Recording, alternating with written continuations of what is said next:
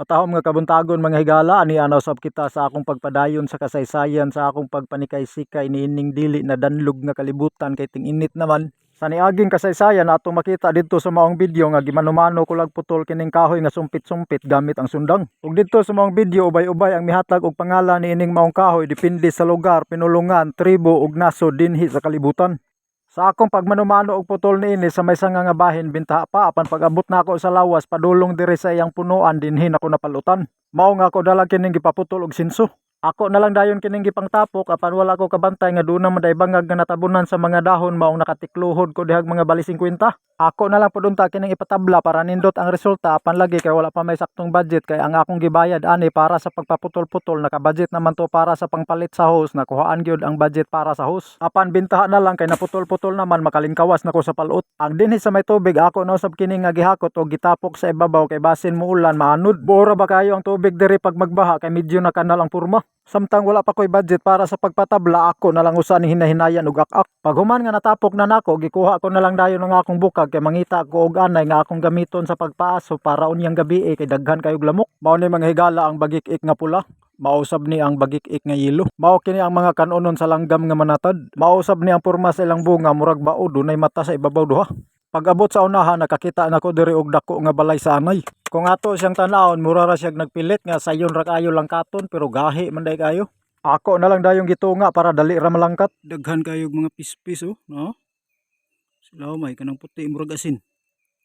Unya ang katunga akong gisapsapan sa kadakilid ay dayon ako gisikaran. Ako dayong gisulod sa bukag apan dili man day maigo kay dako kayo. Daghan man kayog namaak sa akong kamot giit sa ko na lang didto sa tabok. Gihalingan ko lang dayon kini aron maduktan.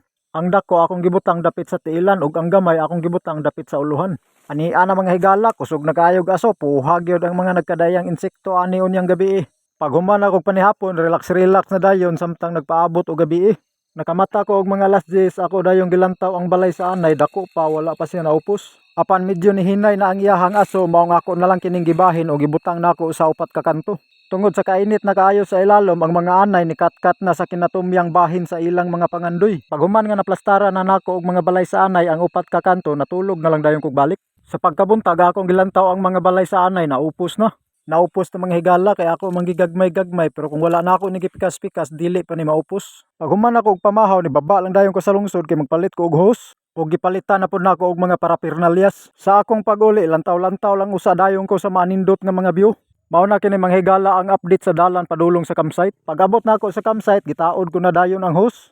Nagpasalamat ang dayon ko ni magbabaya sa mga ginagmayng achievement nga akong nadawat karon nga bulan. Giliguan lang usa dayon nako ang manok. Pag human nga nakaligo na ako na dayong gigupitan. Samtang si speaking diha nagwiki-wiki ng ikog kay kakanuno na. Dinhing dapita daghan kayog mga natural resources nga magamit sa tao kinahanglan lang gyud nga dumalahon ampingan ug dili abusuhon. Speaking, gigutom na ka speaking. Asinan, bitsinan, butangan og mga lamas, luya, sibuyas dahon, kamatis ug bombay.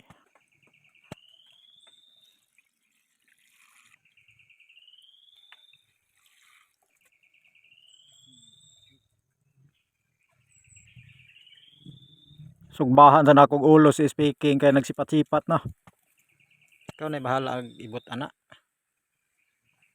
Kiang-kiang lagi ka na unsa man ka.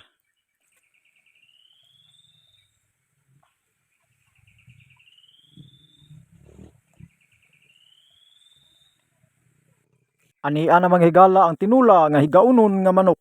Tuan ang kamera gigabuna na sa alisngaw sa sabaw. Grabe latab-latab man ang mantika.